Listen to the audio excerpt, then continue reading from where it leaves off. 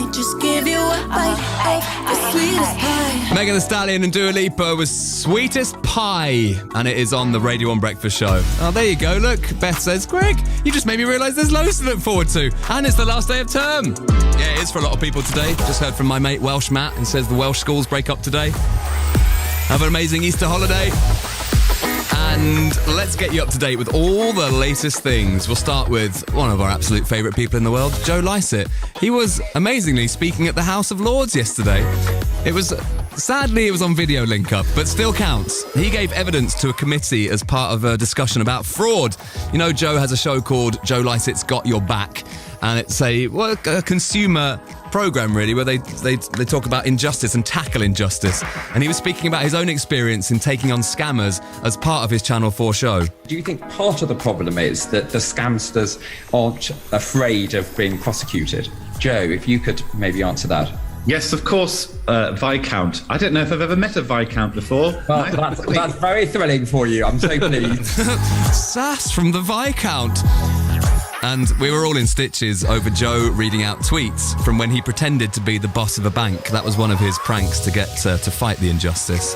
And this is very strong, I'm an adult, but I can't ever be serious energy, which I relate to. The way that we approach it, I don't think anyone else would do it. You know, I don't think, why would somebody pretend to be the head of a bank for that long? And then tweet. I think I tweeted, I've got a smelly bum, which was the time. But at that point, that was when the account started to get red flagged. The world does serve up some amazing nonsense sometimes, and we thank you, Joe, for that. What next? Another very funny person, Munya Chihuahua, on his socials has noticed something very uncertain about... I'm not going to name names, but this is the girlfriend of one of my close friends. And this morning, she posted this on her story. What do we think of this? Because I think it's a crime. He was uneasy about an image of some porridge with mini eggs in it. And I don't know what I think. I actually think it's fine.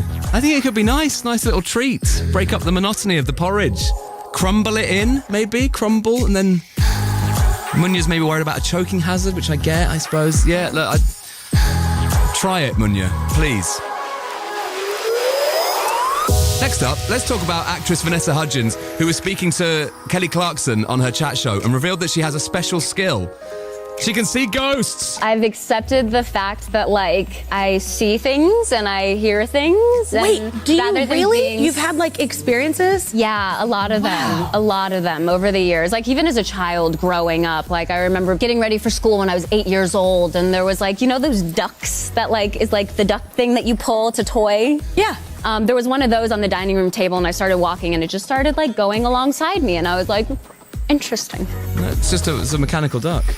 I'm sorry to be a ghost skeptic. I mean, I am a ghost skeptic. When people say, oh yeah, I've seen a ghost, I'm like, prove it. You can't. I recently was like, no, this is a gift and something that I have the ability to do, so I'm gonna lean into it. And I recently did my first real paranormal investigation, with equipment and everything. Okay. As long as you're having a nice time, Vanessa, that's all that's important, I guess. And finally, the UK's Eurovision representative, Sam Ryder, was on with Scott and Chris yesterday playing a game called Your Lyrics, Different Song. They mixed together the lyrics of Sam Ryder's entry for Eurovision, a track called Spaceman, into the instrumental for last year's winner, Måneskin's I Wanna Be Your Slave, and it's great. Alright, cool. Alright, let me get it. Again. Oh! If I was an astronaut, I'd be floating in midair, and a broken heart would just belong to someone else down there. I would be the center of my lonely universe, but I'm only human and I'm crashing down to earth. If I was an astronaut, I'd speak the satellites. My